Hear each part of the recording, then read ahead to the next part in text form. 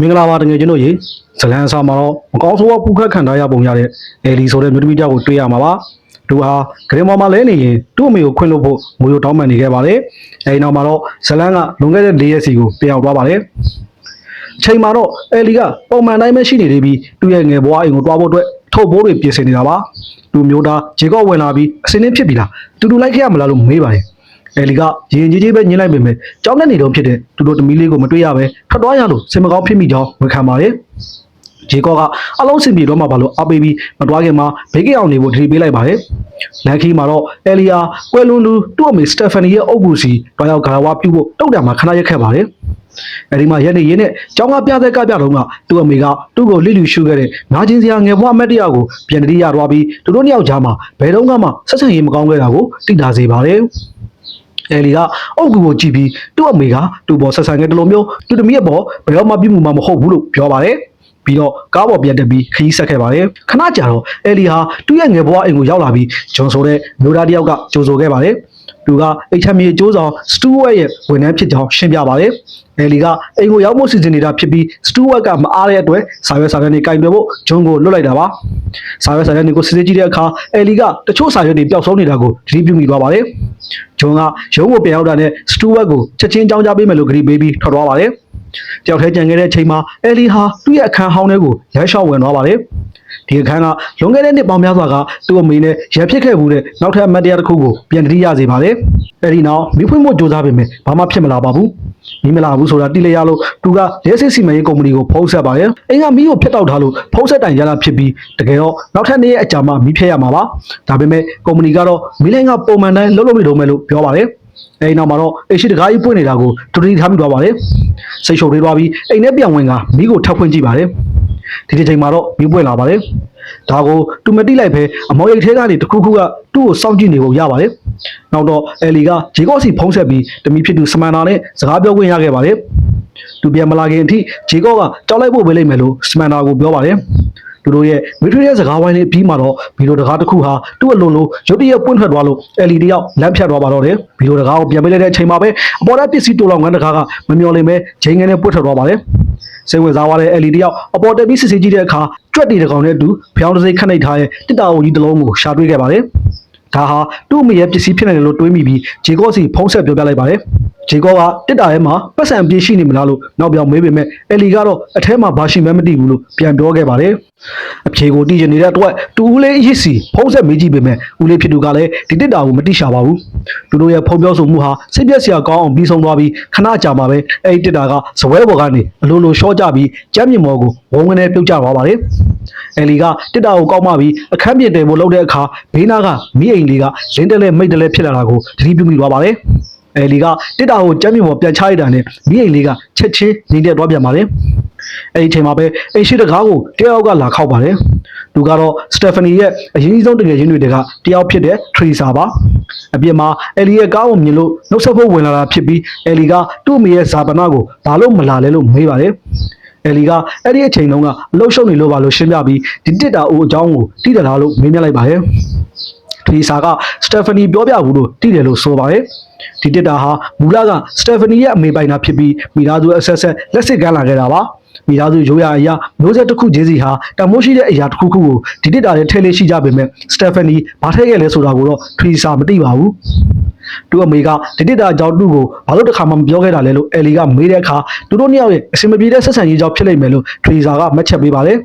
ဒါအပြင်ဒီတစ်တာဟာဘယ်တော့မှဖွင့်ဖို့လုပ်ထားတာမဟုတ်ဘူးလို့လည်းအဲလီကိုသတိပေးပါတယ်တခုခုထဲဖို့အတွက်ဖွင့်ရမှာဖြစ်ပြီးအထက်အပစ္စည်းကိုအပြင်ကိုဘယ်တော့မှပြန်မထုတ်ရဘူးလို့ဆိုပါတယ်ဒီလိုများတွေကိုပြောပြပြီးနောက်ထရီဆာထွက်သွားတာမို့အဲလီတယောက်တည်းရိုးဝက်ဆန်းရဲ့တစ်တာကြီးနဲ့ကြံခဲ့ပါတယ်အဲဒီညမှာအဲလီကဂျေကော့စီဖုံးဆက်ပြီးထရီဆာပြောပြလိုက်မြအကုန်ပြန်ပြောပြပါတယ်စိတ်ဝင်စားသွားတဲ့ဂျေကော့ကတစ်တာထဲမှာဘာရှိမလဲဆိုတာသိချင်နေမိပါတယ်အဲလီကတစ်တာကိုဖွင့်ကြည့်ရမလားလို့မေးပေမဲ့ထရီဆာရဲ့တတိပေးချက်ကိုကြားရမို့ဂျေကော့လည်းဝေခွဲမရဖြစ်နေပါတယ်အဲဒီညနေပိုင်းမှာတော့အဲလီတယောက်အဲ့လိုမပြောနိုင်ဖြစ်နေပါတယ်အပြင်မှာမိုးကလည်းတဲတဲမဲမဲရွာတိုးနေပြီးတက်တာပေါ်မှာရှိတဲ့သူ့ရဲ့တိကျစိတ်ကလည်းပို့လို့တာပြင်းထန်လာခဲ့ပါတယ်ခဏလောက်ဝေခွဲမရဖြစ်ပြီးနောက်ဆုံးမှာတော့သူဟာဖျောင်းတစိတ်ကိုချစ်ထုတ်ပြီးတက်တာကိုဖွင့်လိုက်ပါတော့တယ်အထဲမှာတော့ဟီဘရူးစာရာရေးထားတဲ့စာရွက်တစ်ရွက်သပင်တစ်မြင်နဲ့၆တွေ့နေတဲ့နေ့စီဘက်တစ်ပွင့်ကိုရှာတွေ့ခဲ့ပါတယ်ဒီຢာတွေကြောင့်သူဟာစိတ်ပြက်ပြီးဇဝေဇဝါဖြစ်သွားရပါတော့တယ် အဲ့ဒီချိန်မှာပဲဒီချိုးကန်တကားကဝုန်းကနေအလိုလိုပိတ်သွားပါတယ်အဲလီသွားကြည့်ဖို့လုပ်တော့အဲကန်ထဲကနေထူးဆန်းတဲ့အတန်တွေကြားလိုက်ရပြန်ပါတယ်အဲကန်ထဲလမ်းလျှောက်ဝင်သွားတဲ့အခါတူထုတ်ထားတဲ့မြတ်ပစ္စည်းအလုံးဟာတစ်တာတဲ့ကိုမူလာအတိုင်းပြန်ရောက်နေပြီးတစ်တာကြီးကလည်းအလိုလိုပြပိတ်နေတာကိုတွေးလိုက်ရလို့အဲလီတယောက်စွန့်အမင်တက်သွားရပါတယ်လူမြင်လေးရတဲ့ဖြစ်တဲ့ကြောင့်တုံလုံးခြောက်ချသွားပြီးဂျေကော့စီချက်ချင်းဖုံးဆက်ပါတော့တယ်လူတစ်တာကိုဖွင့်မိသွားတဲ့အကြောင်းအထက်မှာဘာတွေတွေ့ရအကြောင်းနဲ့နောက်ဆက်တွဲဖြစ်ခဲ့တဲ့ထူးဆန်းတဲ့အရာတွေကိုပြောပြလိုက်ပါတယ်ဒါပေမဲ့ဂျေကော့ကတော့ဒါတွေဟာတဘာဝလုံးဖြစ်ရတွေဆိုတာကိုမယုံကြည်ပါဘူးသူကရေးမလို့ပဲအဲလီကိုအိတ်လိုက်ဖို့ပဲပြောတာကြောင့်အဲလီတယောက်ပို့ပြီးတော့စိတ်ပြတ်သွားရပါတယ်အဖြေရှာဖို့စိတ်ပိုင်းဖြတ်ထားတဲ့အဲလီဟာအဲ့ဒီတက်တာအိုကြီးအကြောင်းကိုအင်တာနက်မှာရှာဖွေကြည့်ပေမဲ့အတော်ဝင်မဲ့အချက်လက်ဘာမှမတွေ့ခဲ့ပါဘူးဒါနဲ့စာရွက်ပေါ်မှာရေးထားတဲ့ Hebrew စလုံးတွေကိုဆက်ပြီးရိုက်ရှာကြည့်တဲ့အခါမှာတော့အင်္ဂလိပ်လိုလွတ်ပေးရလို့အဓိပ္ပာယ်ရတာကိုရှာဖွေတွေ့ရှိသွားပါတယ်ညနေလာတာနဲ့မြထူးဆန်းတဲ့ဖြစ်ရတွေကပို့ပြီးတော့ခြောက်ထားစရာကောင်းလာခဲ့ပါတယ်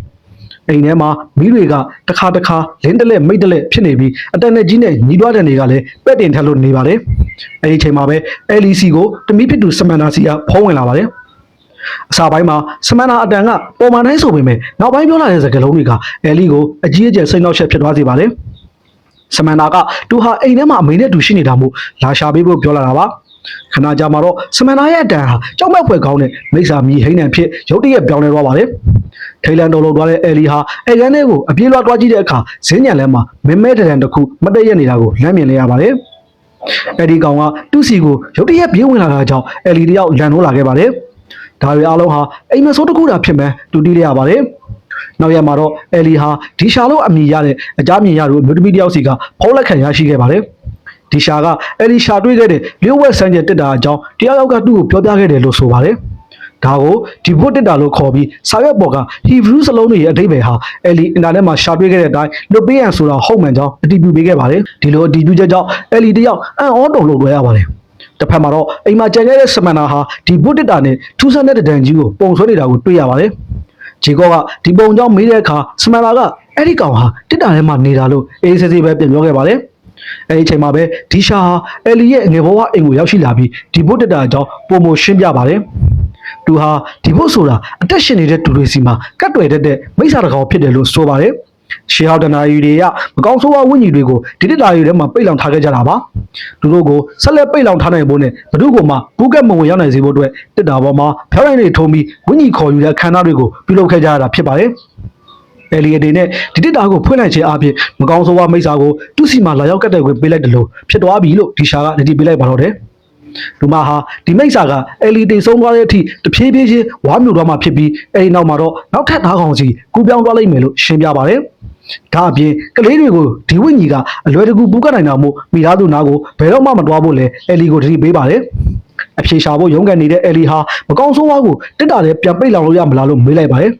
ဒီရှာမဖြေခင်မှာပဲသူဟာအဲလီရဲ့နောက်ွယ်ကအရာတစ်ခုကိုရုတ်တရက်တတိပြုမိသွားပါတယ်သူရဲ့မျက်နှာအမူအရာကချက်ချင်းပြောင်းလဲသွားပြီးဘာတစ်ခုမှမပြောတော့ပဲအိမ်ထဲကနေအလောတကြီးပြေးထွက်သွားပါတော့တယ်ခဏကြာမှာတော့အဲလီရဲ့နှာခေါင်းကနေတွေးတွေရုတ်တရက်စီးကြလာပါတယ်ဒီချိုးကန်ထဲမှာတွေးတွေကိုတန့်စင်နေတော့ဗစက်ထဲကစူးစူးရှားရှားနာကျင်မှုကိုခံစားလိုက်ရပါတယ်ခြောက်ချားစရာကောင်းတာကသူ့ရဲ့တော်တစ်ချောင်းကျွတ်ထွက်လာတာပါပဲနောက်တော့ထရီစာရောက်လာပြီးအိမ်ထဲဝင်ခဲ့ရမလားလို့မေးပါတယ်သူတို့ထိုင်မိကြတဲ့အခါအဲလီကသူ့အမေရဲ့ဇာပနာကိုဘာလို့မလာခဲ့တာလဲလို့ထရီစာကထပ်မေးပြန်ပါတယ်အဲလီကနောက်ထပ်စင်ကြီးတစ်ခုပေးပေမဲ့ထရီစာကတော့တစ်ခုခုမားနေပြီဆိုတာရိပ်မိပါတယ်အဲလီကိုနီးကကြည့်ရင်အဲလီကညှင်းမို့စူးစမ်းနေပေမဲ့လည်းတစ်တာကိုဖွင့်လိုက်ပြီဆိုတာထရီစာတိသွားပါတယ်စတက်ဖာနီကတော့အဲလီတနေ့နေ့မှာဒါကိုအေကန်မုတ်ချဖွင့်လိုက်မယ်ဆိုတာအများကြီးသိနေကြတာလို့ထရီစာကပြောပါတယ